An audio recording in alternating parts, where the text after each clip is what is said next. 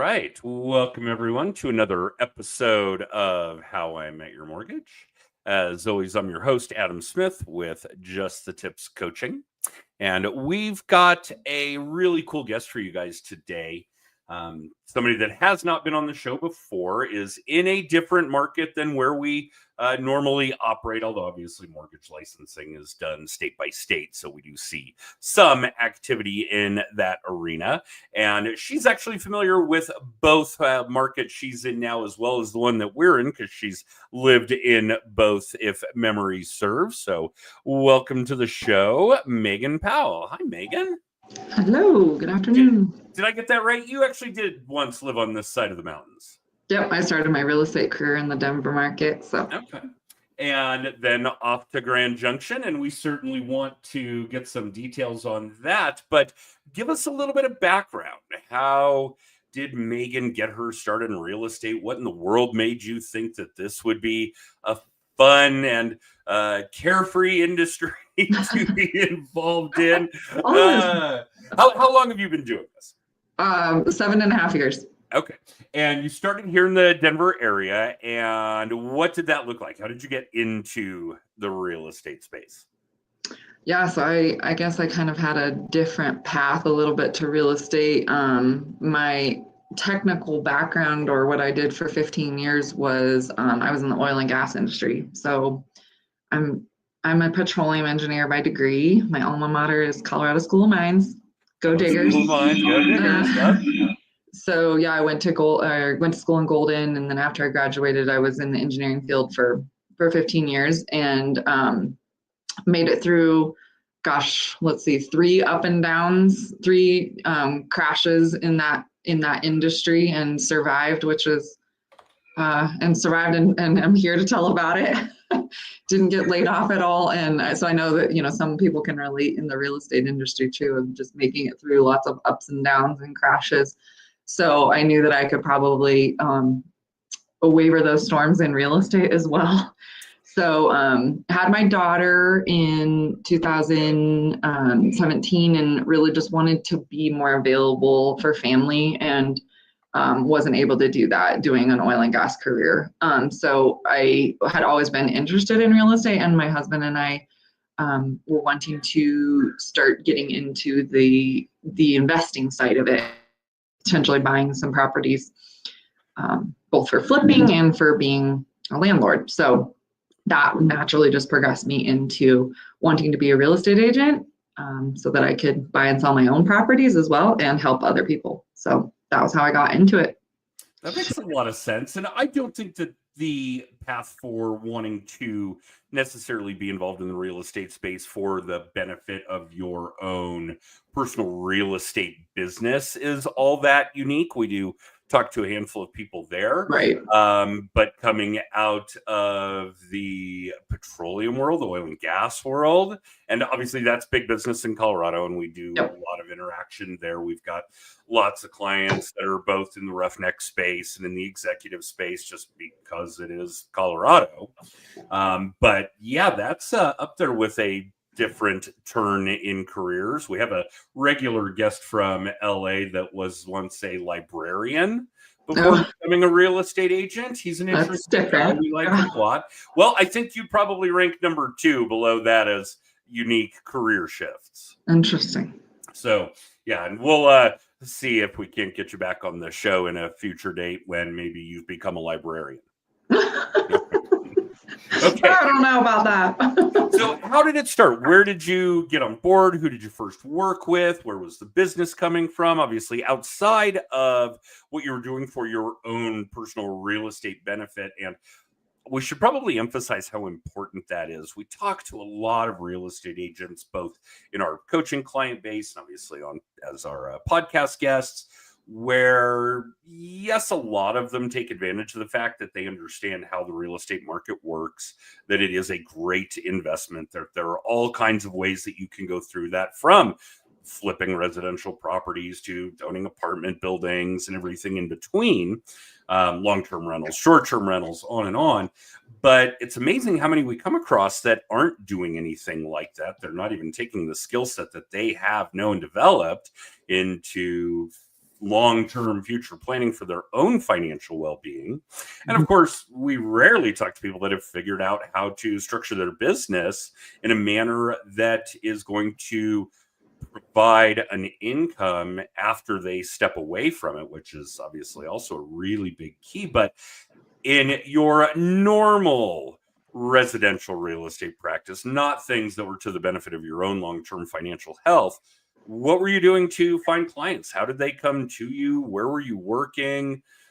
Give us the skinny on that first foray into your real estate practice.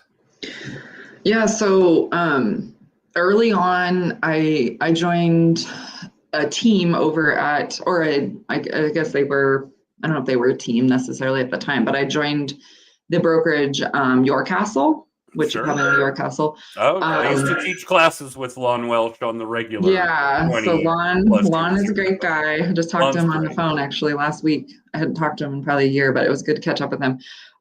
So that was my first brokerage, and the team of agents that I was on was very ninja trained and ninja centric. So I love the ninja training. Such a great a way to grow your real estate business and just knowing all those skills. So naturally, I just started with my sphere, just like ninja teaches you to really just hit your sphere. And I had a very large sphere coming from the oil and gas background. I mean, I had a lot of sales friends, a lot of, my sales reps and things that were selling me things in the oil and gas industry. And so my very first client was one of my former sales people that called on me, and he was so generous and was like, yeah, I know you're a smart person. I mean, you're an engineer. Like, I know you'll do well in real estate. And so he gave me a shot and helped him buy an investment property, to buy a condo that he wanted to, put his future retirement dollars into and grow that. So yeah, so I would say sphere was just a large part of my business starting out, and it still is. Just former people from my former industries, and just now, new friends that we've made over here in the Grand Junction area. Still keep in touch with people in Denver. I still do a decent amount of business in Denver.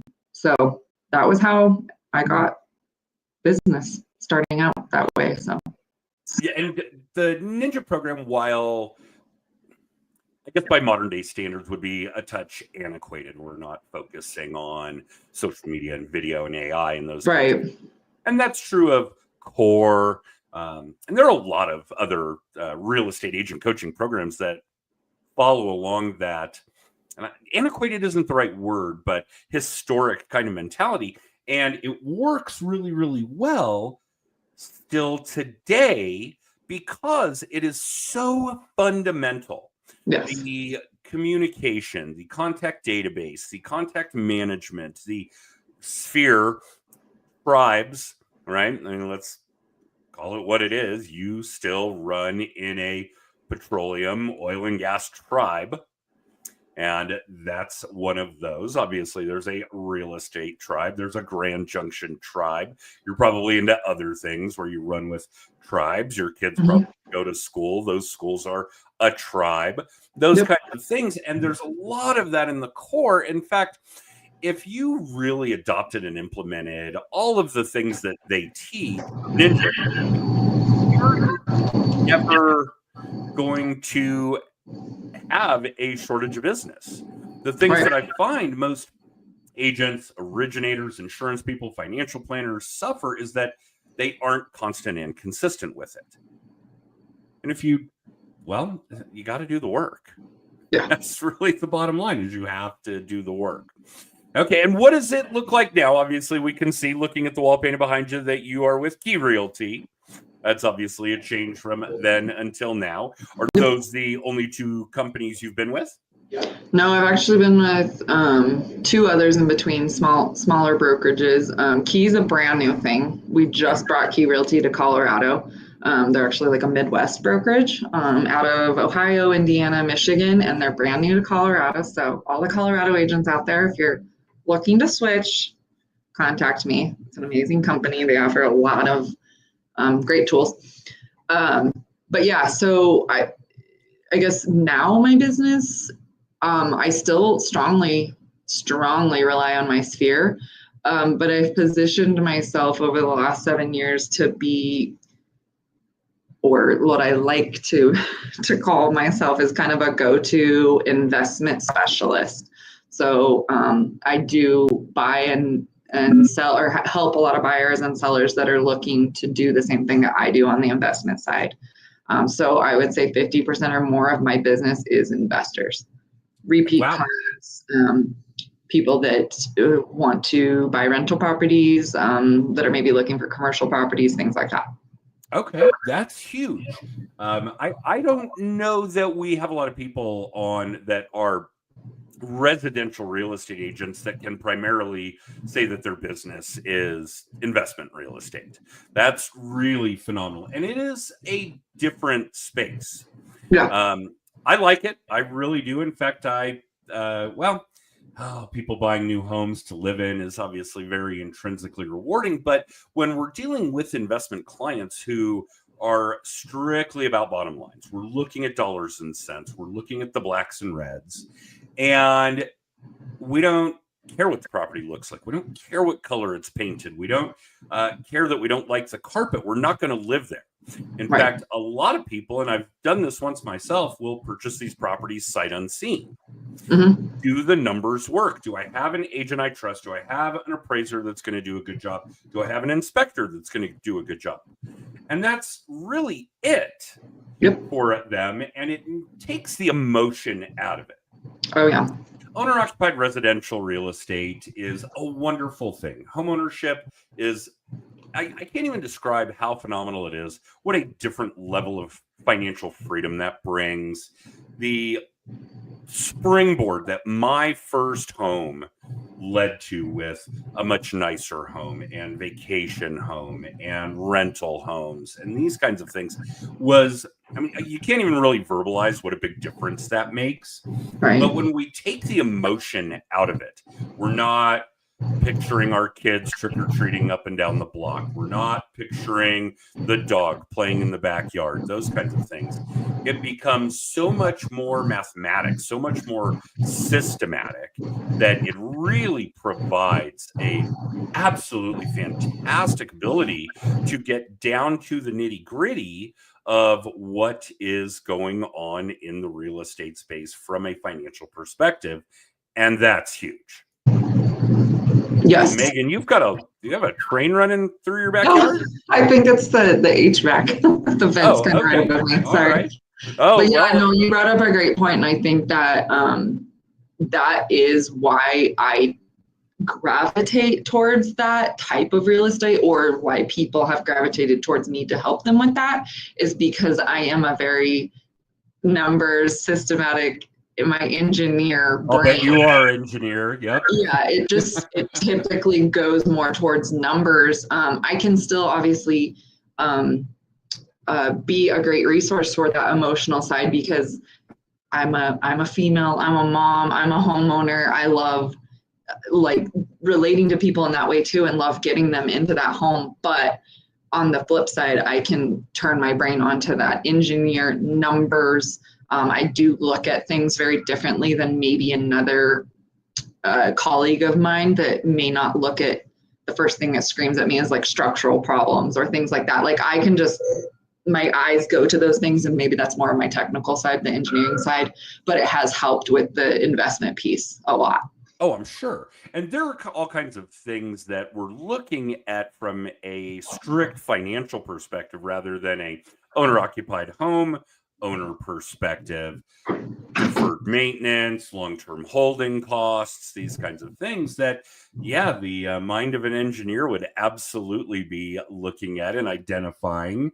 And yeah, it's going to be an enormous asset for your clients that are looking at investment real estate rather than those that are strictly focused on a home they're going to live in.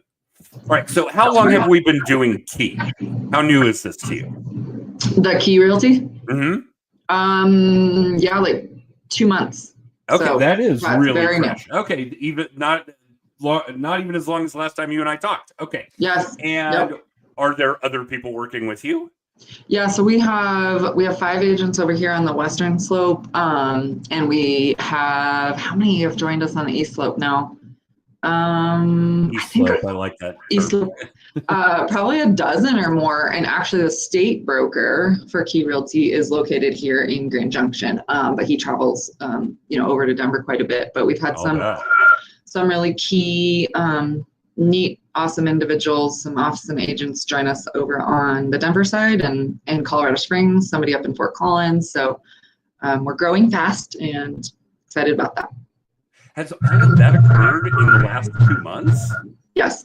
Wow. Okay, that is fast. Yeah. That's quite a bit. Wow. Okay. And you love it. Your state broker that's over there is fantastic. You want to give a plug? His name's Mike Chavez. Okay. So there's a nod to Mike. Mike, Megan loves you. She's absolutely ecstatic to be with Key. You can tell because she's grinning ear to ear. I know most of you are going to catch this as a podcast and not as a video cast. So I will tell you that, yeah, Megan is obviously enamored with Key Realty, which is really cool stuff. It's a rebirth, a rejuvenation, a remotivation, which is a lot of fun. And you're probably at a spot right now where you really needed it with a 7-year itch, as it were. And yeah, that's maybe really that it was cool it. So what does your individual business look like from, say, a support perspective? Do you maintain a TC? Do you have an assistant? Are you able to handle it yourself? And just so you're aware, most of our audience knows that we've got a bit of a vetting process for agents that are on the podcast. We know that you're doing good business. We know that you're doing things that are constant, consistent, that you're active in the things that we would want our audience to know about when it comes to contact management, contact database, social media, these kinds of things. So is it just you doing all this work that we're seeing you do? No, so I do have a transaction coordinator. I don't have an assistant, but I have a transaction coordinator who she does a lot of the things that maybe an assistant would do. Nope. And Megan froze up on us. Hopefully she'll be right back. But yeah, just so you guys are aware, it's obviously a very big deal for an agent to be doing this on their own. It's a very difficult business. It's actually 2 jobs. And I'll say it again. I've said it a bunch of times, but please, if you're in the space, go listen to Paul Harvey's God Made a Realtor. I think that's what it's called.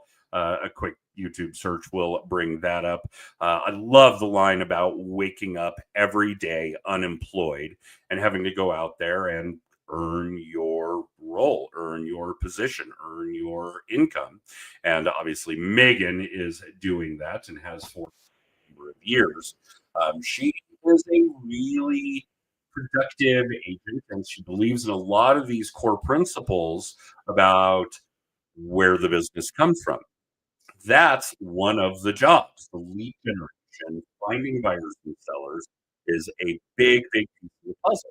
The other side of it, of course, is the ever complicated real estate stuff. You guys have all been in real estate school. You've earned that right. You had the ability to obtain your license. You go through continuing education.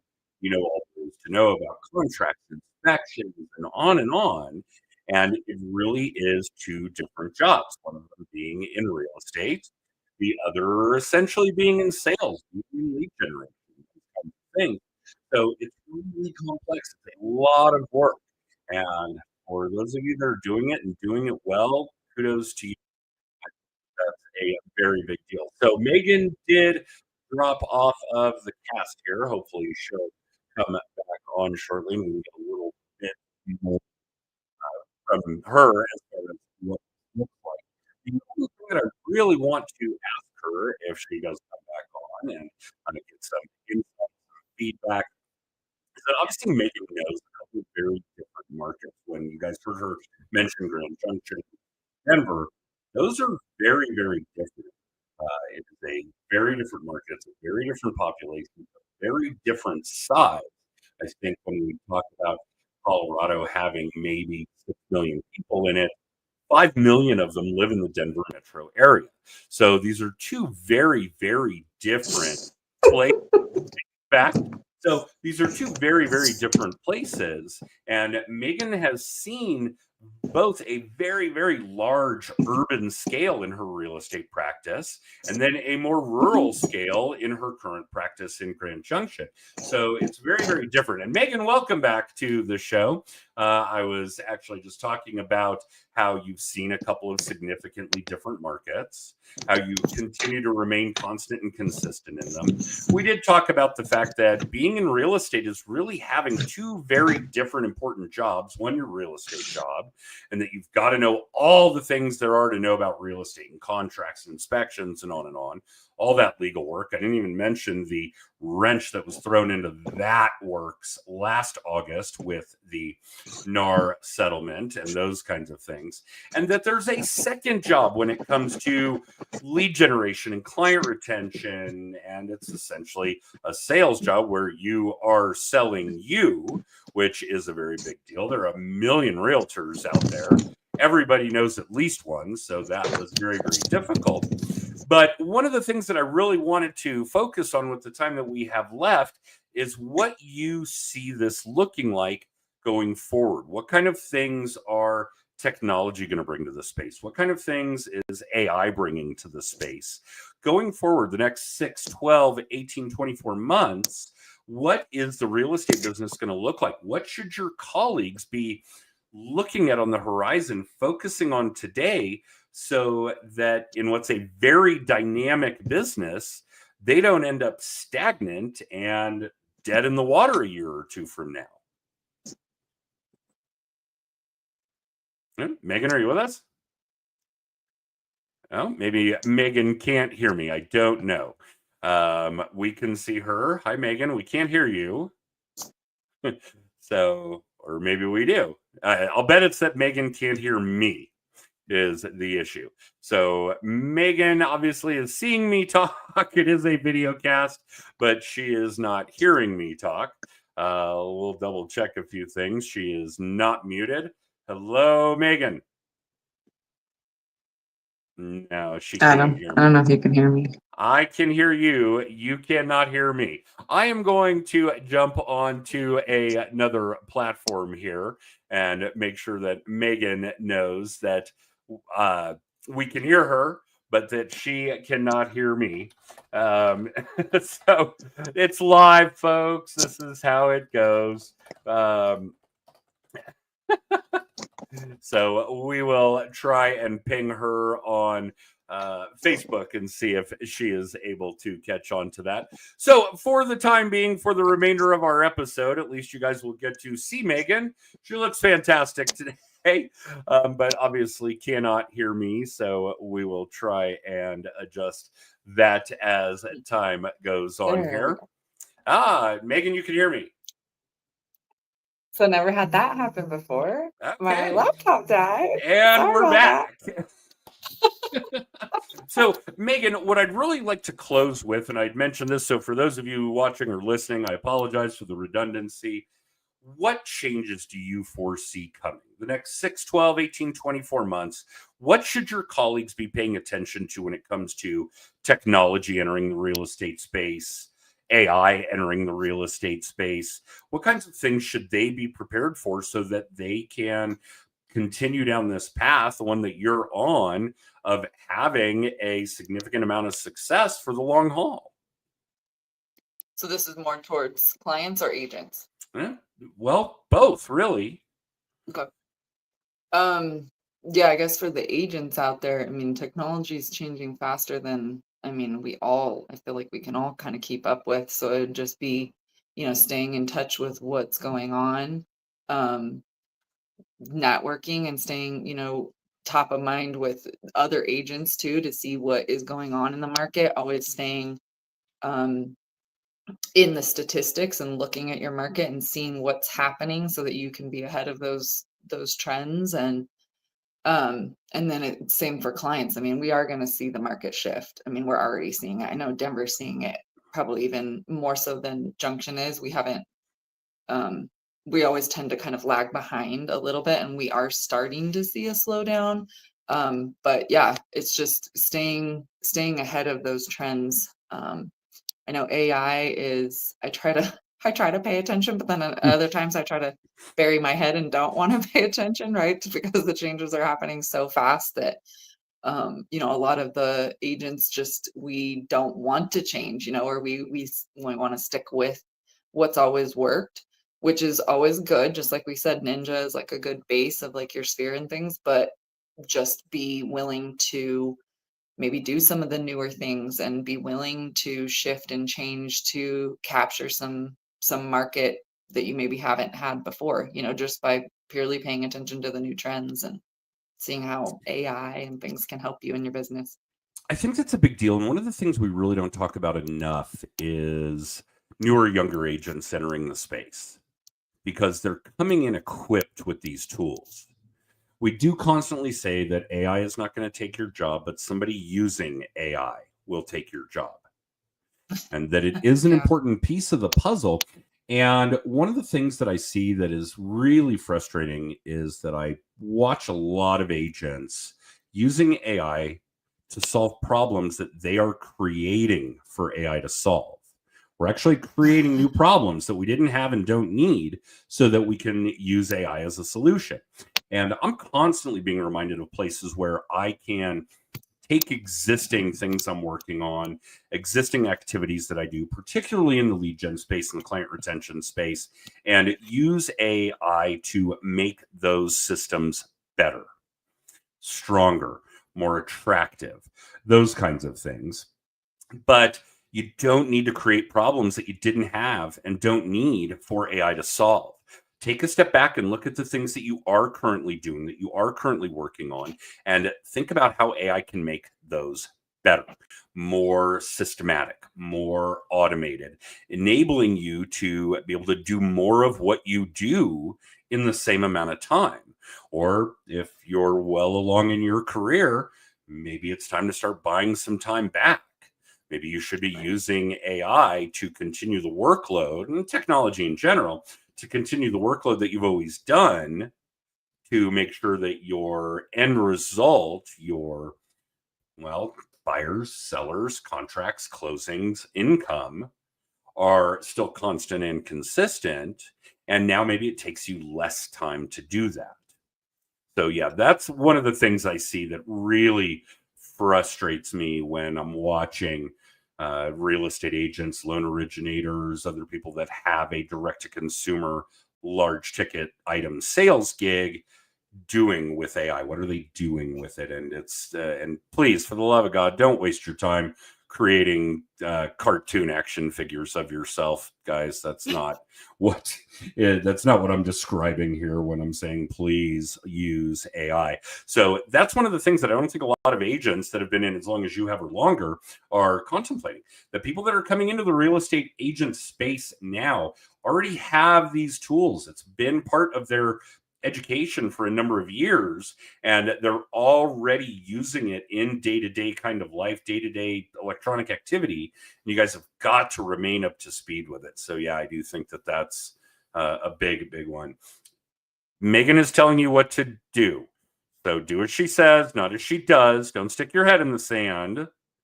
Embrace it, grasp it. And now, Megan, I've got to know, just on a final note, what's your OS? What's your baseline AI? Are you a ChatGPT user? Yeah. Are you I like carrying an ChatGPT. iPhone? You're an iPhone user, aren't you? Sorry, it was cutting out there a little bit, but yeah, ChatGPT is my Okay. So go-to. you're an iPhone user, aren't you? No, Android. Oh my gosh. Yay. Now I love Megan even more. Samsung everything. Yep. Android all the Okay. way. Google, Very Android. cool. Oh, see, somebody asked me that, and I can't remember what it was. Oh, I was at a car event over the weekend, and they had a QR code to make donations to the charity that they were serving this month. And I said, yeah, it's not working. And somebody said, are you using an Android? And I said, well, yeah, I'm a grown up. So he thought that was funny, and obviously That's a good line. most Android users do. And there is an absolute enormous Apple user space. So for those of you watching or listening, I am coming from a place of humor, at least I hope. Don't take offense. Yeah, it's a funny little it's a little battle. quip. Yeah, absolutely. Absolutely. But yeah, Megan, thank you for doing this. I am sorry that we had some technical difficulties. I hope Yeah, your sorry about laptop is all right, because the computer obviously Yeah, I'm so busy I thrives. couldn't charge it. Okay. That's No, amazing. Just joking. I don't know what happened. Okay. Well, hopefully that doesn't create too many problems. And yeah, let's get you back for another episode. And we'll Sounds do good. one Thanks for without having me. technical It's fun. issues. Oh, no, thank you. I know carving out this kind of time on a Monday morning is a big, big deal. So especially with the productivity that you're experiencing, the success that you're experiencing, and hopefully our audience was able to get a few nuggets out of that. And there was a nice endorsement for Ninja. There was a really nice endorsement for Key. So if you're in that space and you want to check out a potential new home, a potential new lead gen idea, then by all means, I'm sure Megan would be happy to fill you in on those. And Megan, how do they get a hold of you if they want to do that? I'm on all the socials, Facebook and Instagram. I guess not all of them. I'm not a TikToker. Oh, I'll bet you are. I'm not a TikToker. You should be. We're gonna next time we're gonna yell at Megan about Okay, short we're gonna form talk video. about that. All right. Absolutely. But my cell phone, email 303-501-3111, and my website is meganknowsgj.com. Megan Knows GJ. That's for Grand Junction, for those of you that aren't in the space. Yeah. In Colorado, meganknowsgj.com. All right. I'm going to put both of those comments into both of those pieces of contact information into our comments on the video cast. And again, you guys can catch the podcast a mere 48 hours behind. Again, Apple, Amazon, and Spotify. And if you want to catch previous episodes of How I Met Your Mortgage, or our weekly video blog, The Weekly Little Tip, or if you want copies of my books, Just the Tips, or Mindset Tools for Sales, then by all means, go check out justthetipscoaching.com. Megan, don't run off. I'm going to run our extra, and I'll give you a few bits and pieces about what we'll do with this content subsequent to us ending our broadcast. And for the rest of you, thanks for tuning in, and we'll see you next week. You can catch us live on Facebook, LinkedIn, and YouTube Mondays at 9:30 Pacific, 12:30 Eastern, and 48 hours later, the podcast is on Apple, Amazon, and Spotify. Thanks for tuning in to How I Met Your Mortgage, and we'll see you guys next time.